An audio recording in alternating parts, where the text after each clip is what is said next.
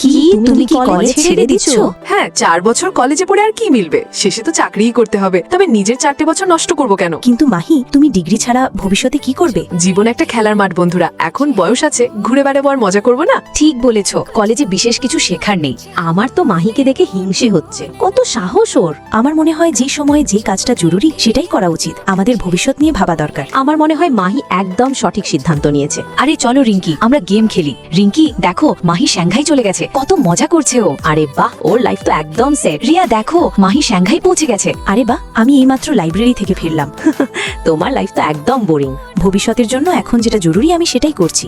বন্ধুরা, আমি থাইল্যান্ড পৌঁছে গেছি, এখানে খুব শান্তি। বাহ মাহি, তোরই শুধু মজা, আর আমরা এখানে পরীক্ষার প্রস্তুতি নিতে নিতে মরে যাচ্ছি। শুধু ঘুরে বেড়ানোই সাকসেস নয়, এসব পরেও করা যাবে, কিন্তু এই পড়াশোনার সময় আর ফিরে আসবে না। কলেজে আর কি রাখা আছে? কলেজ থেকে ক্যান্টিন, ক্যান্টিন থেকে হোস্টেল, লাইফ একদম বোরিং। হ্যাঁ ঠিক বলেছো, মাহিকে দেখো, ও নিজের লাইফ পুরোপুরি এনজয় করছে। কিন্তু আমার মনে হয় না এতে কোনো সাকসেস আছে। ভবিষ্যতে এসব কাজ পরেও করা যেতে পারে। পড়াখোর কোথাকার। সময় কাটতে থাকে, আমি দিন রাত নিজের পড়াশোনায় মন দিই, আর ওদিকে মাহি আলাদা আলাদা জায়গায় ঘুরে বেড়ায় আর সেখানকার ফটো ভিডিও সোশ্যাল মিডিয়ায় দেয়। কিন্তু আমি পড়াশোনা ছাড়ি না এবং পরিশ্রম চালিয়ে যাই। লোকে আমাকে বোরিং বললেও একদিন আমার সাফল্যের দিনও চলে আসে। বন্ধুরা, আমার একটা বড় কোম্পানিতে ম্যানেজারের চাকরি হয়ে গেছে। আমারও জব হয়ে গেছে, আর আমি তো গভর্নমেন্ট অফিসার হয়ে গেছি।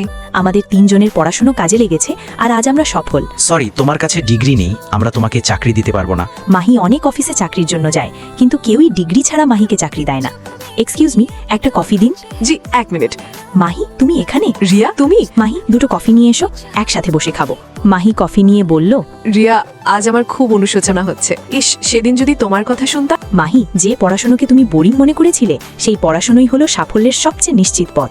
আচ্ছা, আমি চলি, বাই। মাহি, তুমি আমার ক্যাফের ম্যানেজার কেন হয়ে যাচ্ছ না? না স্যার, আমি ফিরে গিয়ে আমার পড়াশোনা শেষ করব। বন্ধুরা, আমাদের তাৎক্ষণিক খুশির পেছনে ছোটা উচিত নয়, কারণ আজকের পরিশ্রমই হলো আগামী দিনের আসল খুশি আর সাফল্যের রহস্য। আজ আমার মায়ের জন্মদিন। কে কে লাইক ও সাবস্ক্রাইব করে কমেন্টে ওনাকে শুভেচ্ছা জানাবেন?